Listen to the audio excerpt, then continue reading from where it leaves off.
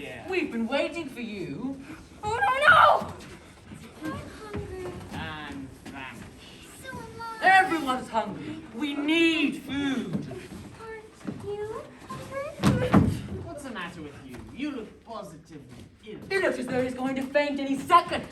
Oh my goodness, the poor thing. I do believe he thinks it's him we're wanting to eat. Oh, dear. You mustn't be frightened. We wouldn't dream of hurting you. You're one of us now. Didn't you know that? You're one of the crew. We're all in the same boat. We've been waiting for you for quite some time. We thought you'd never show up. I am glad you made it. So cheer up, my boy, cheer up. And meanwhile, I wish you'd give me a hand with these boots. Takes me hours to get them all off by myself. Oh, thank you so much. You're very kind. Well, you have a lot of food. Well, I have a lot of legs and a lot of feet. 100 to be exact. I am a centipede. Oh, there he goes again. He simply cannot stop telling lies about those legs of his. He's only got 42 of them, you know. The problem is most people don't bother to count them. And anyways, there's nothing marvelous, you know, centipede, about having a lot of legs. Poor earthworm. He's blind, you know. He can't see how truly splendid I look. In my opinion, the truly marvelous thing is to have no legs at all, but to be able to walk just the same. You call that walking? You're a slitherer. Oh. That's all you are. You just slither about. I lied. You are a slimy beast. I am not a slimy beast. I am a useful and much-loved creature, just as any gardener you like. And as for you... I'm a pest. He's so proud of that. Never mind me. I cannot understand why. Oh, please excuse me. My name is Ladybug. I am the only pest in this room. Oh, Lord. Unless you count old green grasshopper over there, but he is far too old to be a pest anymore. Young fellow, I am old grain grasshopper, Yes. who is, well, rather old, but not a pest. I am a musician, and in fact, Well, so old green grasshopper. In case you haven't guessed by now, my name is Spike. James. Your name is James, isn't it? Yes. Well, James, have you ever, in your life, seen such a marvelous, colossal centipede as me? I certainly haven't. Oh, yes. How on earth did you get to be like that? Very peculiar. Very, very peculiar indeed. There I was, messing about in the garden, under the old peach tree, when suddenly, a funny little green thing came ripping past my nose. Oh, I know what that was! It happened to me, too. And me. Suddenly there were little green things everywhere.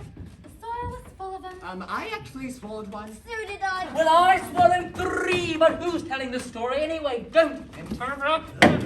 not now, centipede. Oh. Why don't you go upstairs and get started? What's going on? In case you don't know it, we're about to depart from the top of this ghastly hill we've all been living on for so long. We're about to roll away inside this great, big, beautiful beach to a land of what? Never mind. But nothing's been worse than this desolate hilltop, and there's 2 repulsive obstacles. Oh, here, here. In case you did not notice it, this entire garden, even before it reaches the steep edge of the hill, is on a rather steep slope. And the only thing that is keeping us from rolling away is that thick stem attaching us to the tree. Break the stem, and up we go. I've done it! We're off! The journey begins! And who knows where it shall end. If you have anything to do with it, that can only mean trouble. Nonsense! We are now about to visit the most marvelous places and see the most wonderful things. Well, Isn't that so, Centipede? Well, there is no knowing what we shall see. We may see a creature with 49 heads who lives in the desolate snow. And whenever he catches a cold, which he dreads, he has 49 noses to blow. We may see a dragon, since nobody knows that we won't see a unicorn there. And we may see a terrible monster with toes growing out of the tops of his head. Oh, and we may see a little bitty bright hen, so playful, so kind and well-bred, and such beautiful eggs. Just boil them and explode them off your head. But who cares? Let us go from this horrible hill. Let us roll, let us roll, let us plunge. We'll go rolling and bowling and spinning until we're away from old Spiker and Sponge. Away from old Spiker and Sponge. Ah, whatever. Oh, why did we have to get up so early, Spiker? It's still dark outside. Well, if the early bird gets the worm, then 2 early odds will catch the suckers. That's funny. I don't get it, Spiker. What do you mean? Money, Sponge. We're out here to make money. Get it? M-O-N-E. Why? Money. Just look at all these idiots coming up the hill. I wonder whatever happened to that horrid little boy of ours. He never came back in, did he? He probably just fell down in the dark and broke his leg. Or his neck, maybe? Just wait until I get my hands on him. That boy will never want to stay the night out again by the time I've finished with him.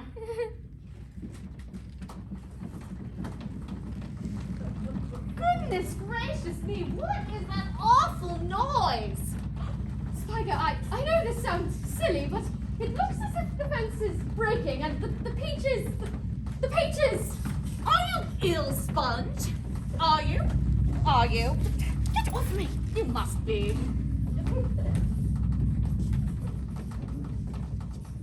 No, it can't be. Move, Spiker, out of my way! Jump off, Sponge, me fast! No, stay back! Well, I wonder what that noise was.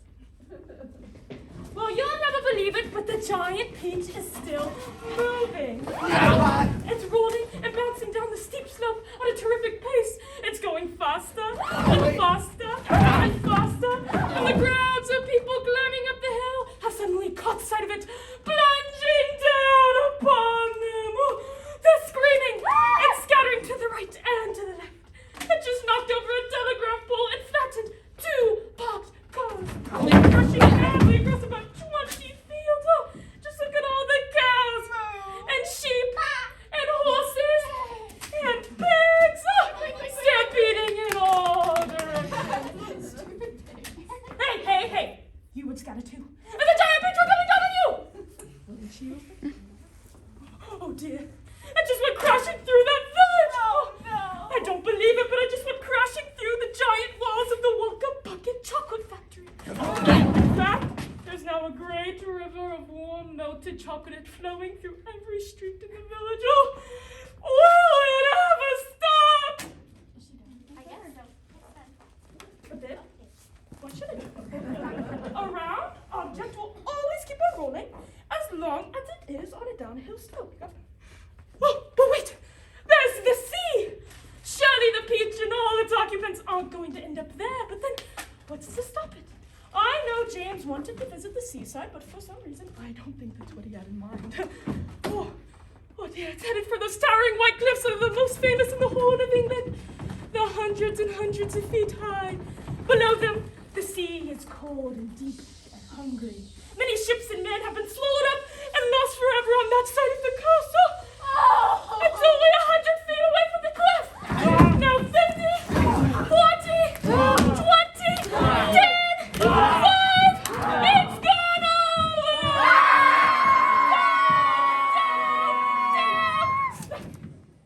Wow, what a colossal splash.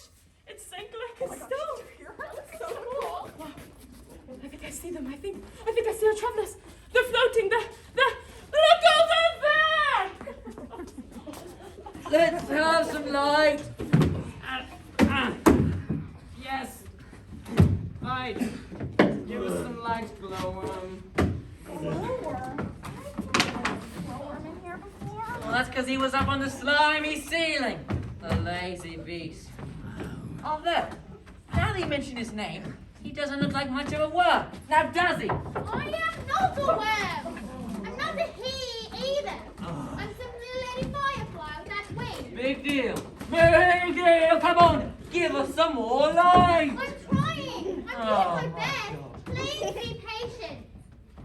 There. Oh, some brick journey. Get off me! I shall never be the same again. Oh, I ain't taken years of my life. But, my dear friends, we are there. Where? Where is there? I don't know. But I'll bet it's something good. We're probably at the bottom of a coal mine. Perhaps we are in the middle of a beautiful country full of songs and music. We've landed down on the beach with lots of children there for me to play with. Pardon me, but I'm only thinking that we seem to be bobbing up and down. Bobbing up and down? What on earth do you mean? Young one, you're still delirious from the journey. Is everybody ready to go upstairs and take a look around? I refuse to show myself out of doors in my bad feet. I have to get my boots on again first. Well, for heaven's sake, let's not go through all that nonsense again. Let's all let's me to hand and get over with. I'm Oh, not. Lord, my God. Oh, we've allowed it to help us get out. This is ridiculous.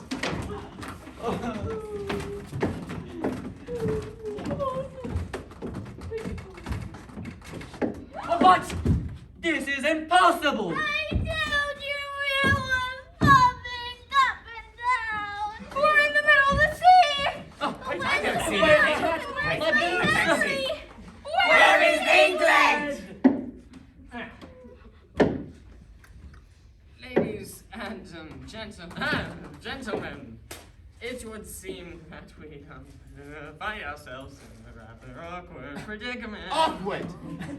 Awkward? Ha! We're finished. I may be blind, but even I can see that quite clearly. Off with my boots. I cannot swim with my boots on. I cannot swim at all. Can I? Nor I. But you won't have to swim. We're floating beautifully. Sooner or later, a ship is bound to come along and pick us up. Wishful thinking. Are you sure, Jane? I would rather sing. Of course I'm sure. Go look for yourself.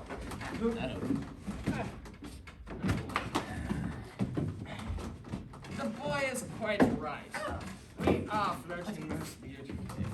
Now, all we have to do is keep perfectly calm. Everything will be all right in the end. No, what absolute nonsense! Nothing is ever all right in the end, and well, you know it. Poor Earthworm. He loves to make everything into a disaster. He hates to be happy. I do not. This peach is not going to sink, and if we are not going to be drowned, then each and every one of us is going to starve to death instead. Oh my God, he is right. For once, he is right. Of course, I'm always right. We shall get thinner. Oh no. Thinner and thirstier and thirstier. Oh, I'm dying already. I'm shriveling up for want of food. Personally, I'd rather drown. But you must be blind. Oh, how cruel! You know very well that I'm blind. There's no need to rub it in. Can't you see that? See, huh? See? How am I meant to see if I'm blind? Can't you realize that we have enough food here to last us for weeks and weeks? Excuse me. Where? I do Where? see it. Yeah, the peach, of course. Our whole entire ship is made out of food. We never thought of that. That's an excellent idea. No, you must be absolute crazy. You can't eat the peach. It's the only thing keeping us up. Oh, we shall starve if we don't. And we shall drown if we do. Oh dear, well, what's off then before? Can't you see that it would take weeks and weeks and weeks and weeks to make any sort of dent in this enormous peach? Surely you can see that. What's he looking so worried about, Earthworm? What's the problem? Well, the problem is... Yes. The problem Yes. is... The problem is that there's no problem. Oh. Earthworm, you have to try for a second. I thought something was actually wrong. Come and eat. I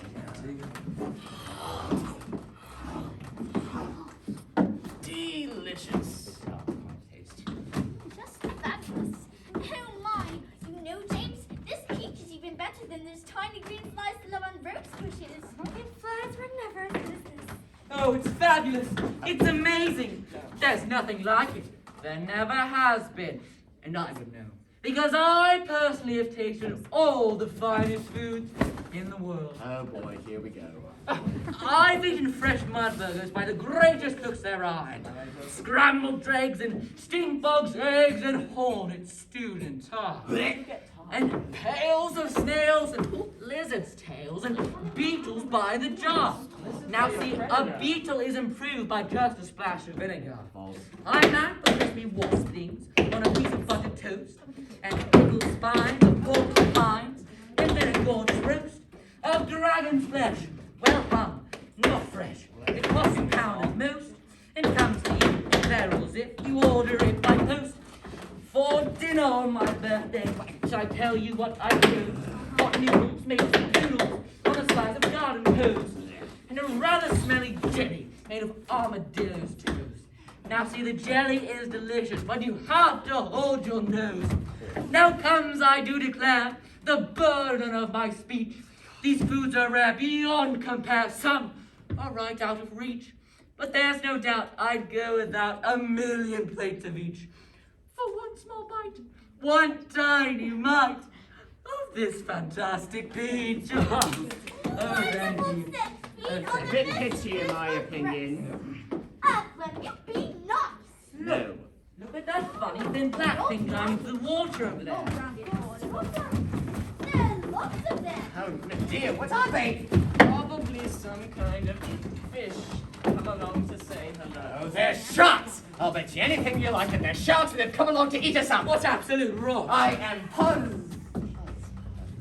positive that they're sharks. I just know that they're sharks. Oh, I'd just assume that they are sharks. There still can't possibly be any danger if we stay up here. Is there? Look, they're swimming closer. Go away. Stay away! Please, I don't like this at all. Look at the size of their jaws. Oh dear, they're attacking. We're finished now. They will eat up the whole peach till there's nothing left for us to stand on. Then they'll start at us.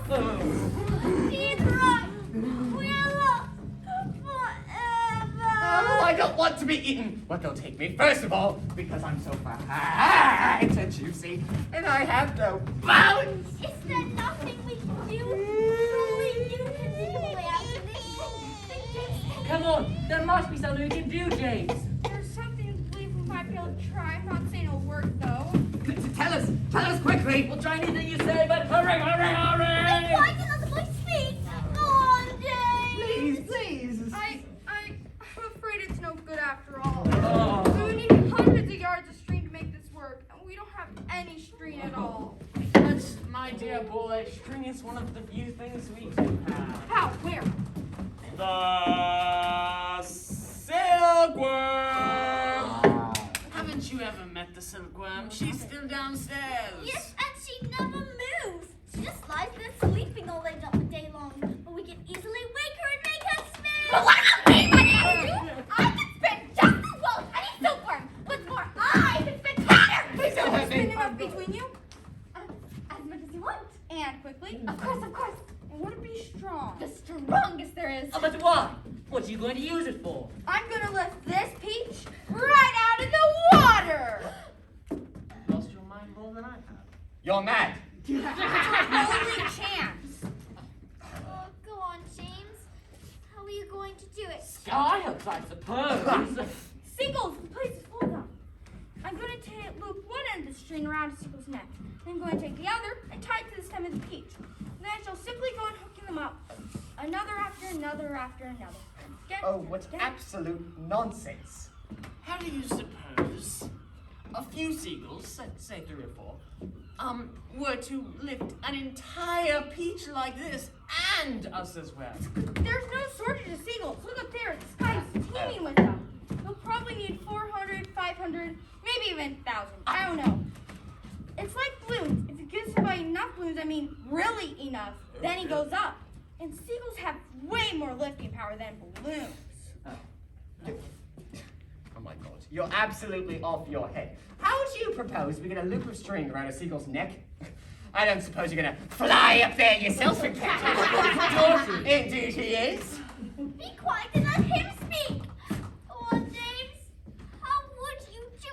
with bait. Of course. Bait? What I sort know of bait? it. An earthworm, of course. Seagulls love earthworms. Didn't you know that? And luckily for us, we have one of the juiciest, fattest, most biggest earthworms there is. You can stop right there. Go on. The seagulls have already spotted him. That's why there's so many circling up there. But they dare come down and get him while the rest of us are still standing here. So this is what No, I won't have it. I refuse. My dear Earthworm, you're going to be eaten anyway, so what difference does it make whether it's sharks or seagulls? I won't do it. Why don't we hear what the plan is? I don't give a hoot what the plan is. I'm not going to let myself get pecked to death by a bunch of seagulls. Oh, you will be a martyr. I shall respect you for the rest of my life. Get off me. But he won't have to give his life. Now listen to me. This is what I think he'll do. Someone get me out of here.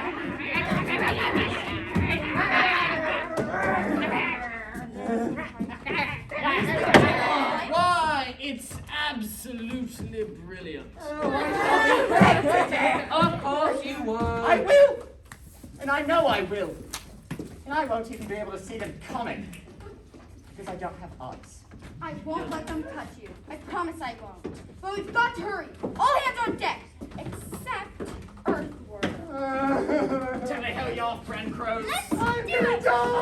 And you, Spider, get that silkworm to work at once. Tell her to spin like she's never spun before. And hurry!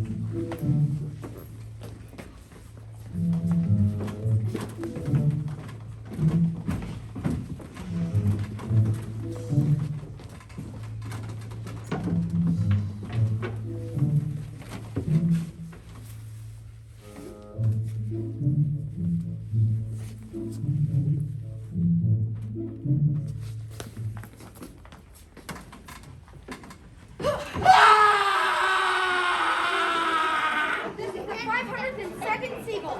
I think this one will do it. Oh, I don't like this at all. Hurry, Quiet Dad! down, Earthworm. You should be thankful you're still alive. Oh, my goodness, Yes, capturing seagulls with bait. 'Tis a splendid idea. Not if you're the bait! It's working. I can feel us lifting. Come on up, everybody. Isn't it beautiful?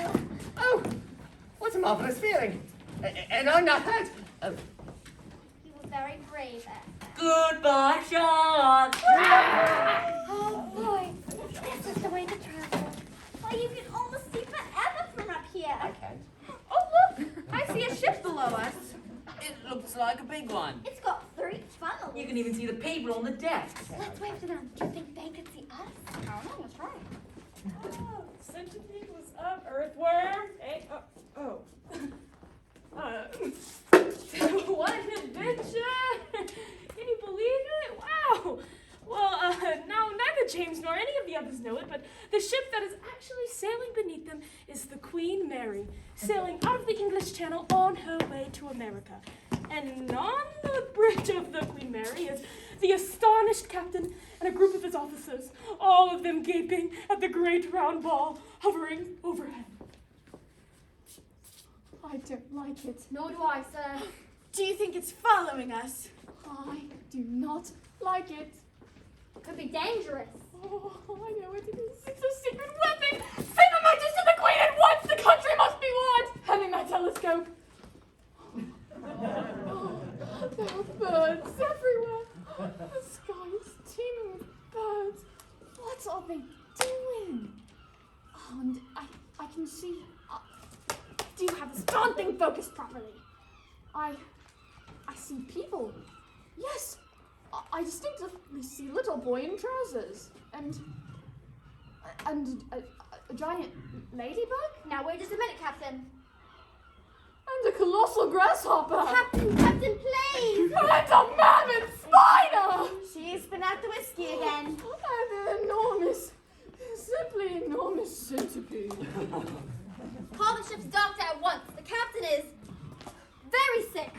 But look, it's just disappeared into those thick clouds. Now we'll never see it again. Never mind that. The captain has flipped her lid, popped her cork. I'm the captain now. Take her below deck. She is sick, sick, sick.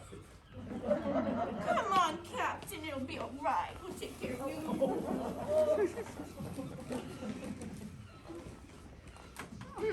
I wonder what we'll finish up this time. Who cares? Seagulls always go back to the land sooner or later. I suppose. Wow, it seems as if the people on that ship really got excited when they saw Spider! In and out, girl. Yeah, I could agree with that. Yes. But then I suppose we do seem rather peculiar. Well, what do you mean, James? It's perfectly normal. Well, what I mean is... What he means is that we might seem mighty strange to a couple of humans. I mean, I hear they keep their ears on the sides of their heads. Doesn't everybody? Oh, that's a good one, James. That's a good one. No. Where, for example, do you think I keep my ears? I don't know. Right here, one on either side of my abdomen. And I swallow soil. Yes, you do. Shut And up. without charging a penny, I gobble up all the nasty little insects gobbling up on the farmer's crops. Like I'm the farmer's best friend. Wow, how wonderful is this? Seems that almost everybody on the ship here is loved. Your time! I'm a pest, and I'm proud of it. Oh, I'm just a shocking, dreadful pest. But Here, what about here. you, Spider? Aren't you much loved in the world as well? No, I'm not much at all. And yet I do nothing but good. All day long I catch flies and mosquitoes in my webs. I am a decent person. I know you are. It is very unfair the way spiders are treated. Why, only last week, your aunt horribly inspired to flush my poor dear father from the drain of the bath. I watched the whole thing from a corner up the ceiling. It was ghastly. But isn't it unlucky to kill a spider? Of course, it's unlucky to kill a spider. Just look what happened to your Aunt Sponge after she'd done that. We all felt it, didn't we? As the peak was over, huh? It was very satisfactory. It's getting colder and darker. Maybe we should all go down below and keep warm until tomorrow morning. No, I think that would be rather unwise. It would be far safer if we were to stay up here. That way, if anything were to happen, we would be ready at a moment. Well, I see that James Henry Trotter and his companions are huddled together to keep warm. Little do they know what still lies ahead. Oh, dear, it scares even me. Well, anyway, listen how quiet it is. There is not a sound anywhere. Listen as the peach sways side to side, quietly, softly. Not at all like the airplanes that roar through the sky, skimming everywhere around the sky and taking the secrets from the clouds back into their secrets. That is why people who see in airplanes never see anything but the peach. Ah, yes, the peach. It makes no noise as it floats along. Oh no, I think our travelers are about to in any second. Oh. James, look, what are those things? Ooh, I don't like this at all. Shh, be quiet. They must be clown Oh, dear. I'm glad I'm blind and can't see them, or else I'd probably scream. I hope they don't turn around and see us. But what are they doing? It looks as if they're grabbing handfuls of cloud in their hands and morphing them into marble-like beans. They have a whole pile of marble-like beans. Well, they must be absolutely mad. There's nothing to be afraid of here. I don't believe it. For heaven's sake, Centipede, don't make so much noise. They can't hear me. They're deaf as doorknobs. You watch, I'd rather not. idiots, nincompoops, dummies, with blonde heads. What are you doing down there, you dummies? Oh, now you've done it, you lonesome pest! Oh dear.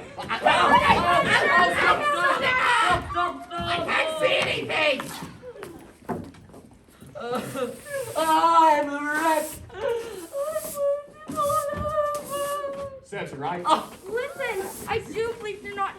anymore. You've left them behind. The seagulls must have pulled us away from magic danger. Hooray!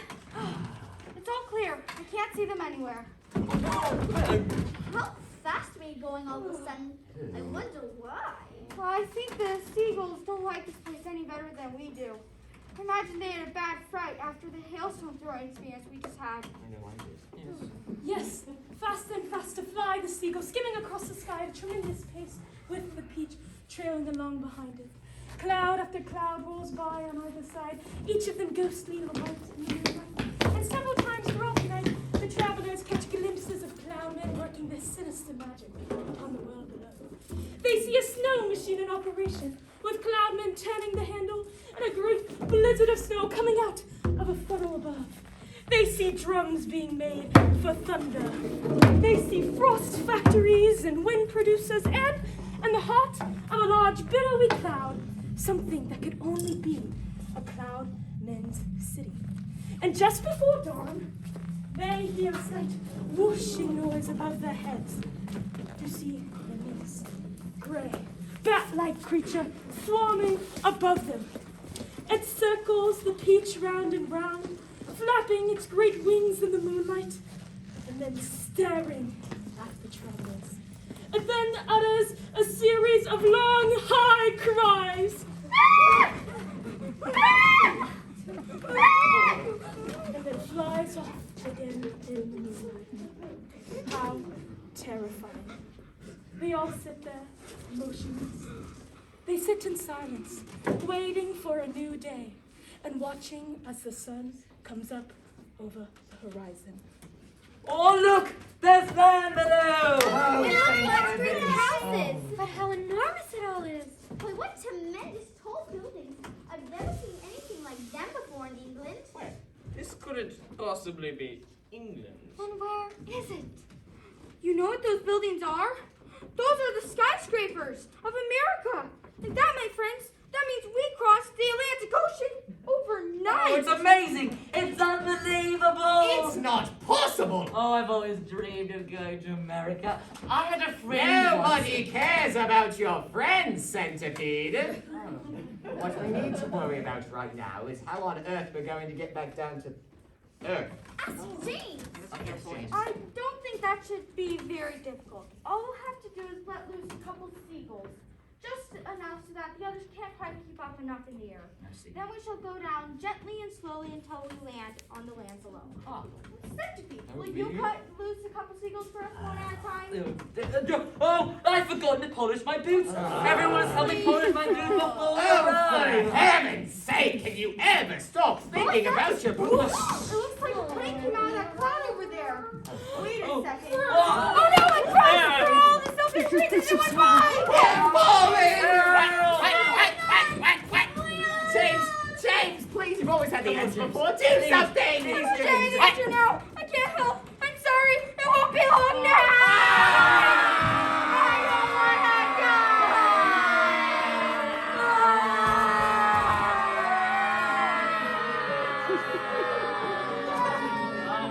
Oh, goodbye, everybody! Goodbye, Ladybug!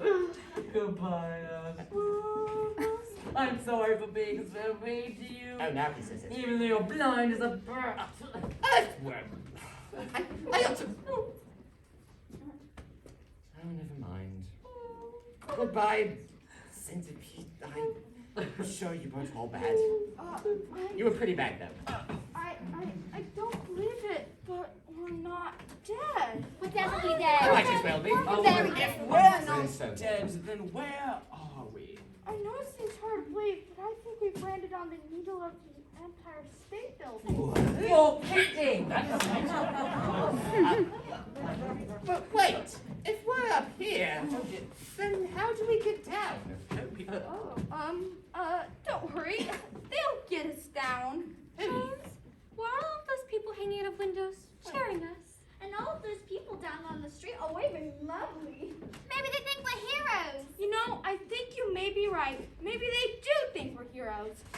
James was right. Everyone on the peach was looked upon as a hero, especially James.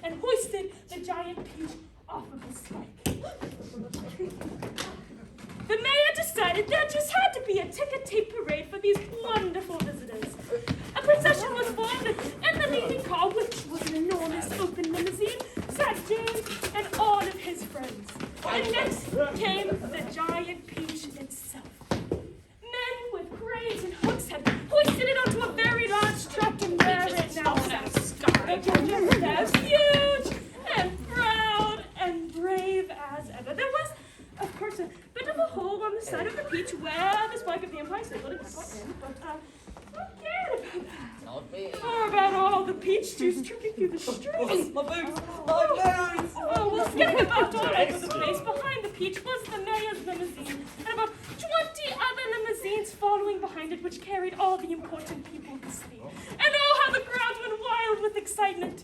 They cheered. Woo! They yelled. Yeah! They screamed and clapped. They threw bits of white paper and ticket tape at James and his friends as they were all waving by. And then a very peculiar thing happened. A little girl ran up to James and shouted. James, can I please have a bite of your giant peach? Of course! James shouted back. You can have as much as you want. It won't keep forever anyways. Needless to say, that was the beginning of the end for our wonderful giant peach. Children came from everywhere. They swarmed the streets like ants, eating and eating to their heart's content. More and more boys and girls came from every direction to join the feast. Oh, it really was a fantastic sight. To some, it was as if the Pied Piper Hamlin had descended upon New York. And to James, who had never thought there were so many children in the world, it was the most marvelous thing that had ever happened. And once the procession was over, the entire giant peach had been completely eaten up, and the only thing left was the giant peach stone in the middle, licked clean and shiny by 10,000 eager little tongues, and there it now sat on the trunk. And so that was the end of our journey. But our travelers, they lived on. The centipede was made vice president in charge of sales at a high-class boot and shoe manufacturer.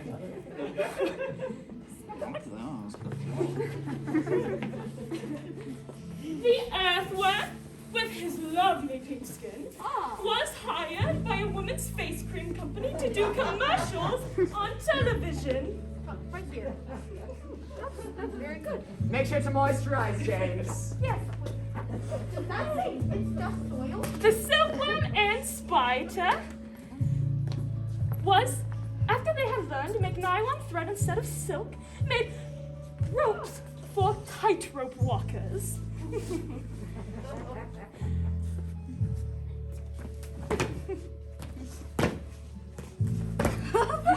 Great job with the tight ropes. The glowworm was made the light and sign of the Statue of Liberty, and thus saved a grateful city from having to pay a large electricity bill every year.